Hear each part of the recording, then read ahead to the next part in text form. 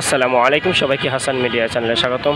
রাতে চট্টগ্রাম শহরে কিন্তু আমরা অনেকটা যানজট দেখতে পাচ্ছি, বিশেষ করে শীতের রাত, তার ভিতরে গার্মেন্টস সেক্টর ছুটি। এই সন্ধ্যার পরপর যে গার্মেন্টস ছুটি হয়, গার্মেন্টস ছুটি হওয়ার পর কিন্তু একসাথে অনেক গাড়ি আসলে গার্মেন্টস শ্রমিকদের নিয়ে শহরের বিভিন্ন প্রান্তে ছুটে যায় এবং মানুষের একটা আনাগোনাও বেড়ে যায় এবং শহরে সব মিলিয়ে আসলে ভিন্ন রকম একটা অবস্থা তৈরি হয় এই ছুটির পরে।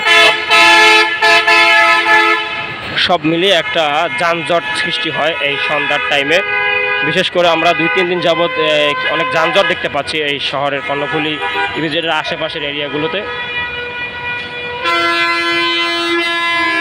আসলে যারা এখানে গাড়ি চালাচ্ছে তাদের অনেকেরই আমরা দেখতে পাচ্ছি তাদের তাড়াহুড়ো এবং ধৈর্য কম। তারা ধৈর্য কম নিয়ে গাড়ি চালানোর কারণে আমরা এখানে অনেক ছোটোখাটো দুর্ঘটনা দেখেছি, কারণ কারো কাছেই ধৈর্য নেই এবং সময়ের কেউ কাউকে দিচ্ছে না, যার ফলে একে অপরকে জোর করে আসলে এবং ইচ্ছাকৃতভাবে অনেকে গাড়ি চালার কারণে অনেক সময় দুর্ঘটনা হয়ে থাকে। কিছুক্ষণ আগে আমরা একটা লাইভ করেছি হাসান ভাইয়ের পেজে, সেখানে আমরা একটা দুর্ঘটনা দেখেছি।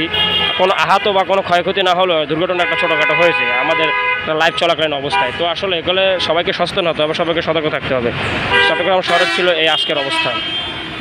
আর আপনারা কোন ধরনের ভিডিও দেখতে পছন্দ করেন অবশ্যই কমেন্ট করে জানাবেন, পরবর্তীতে আমরা সেই ধরনের ভিডিও দিয়ে থাকবো, চেষ্টা করবো ইনশাআল্লাহ। আল্লাহ হাফেজ।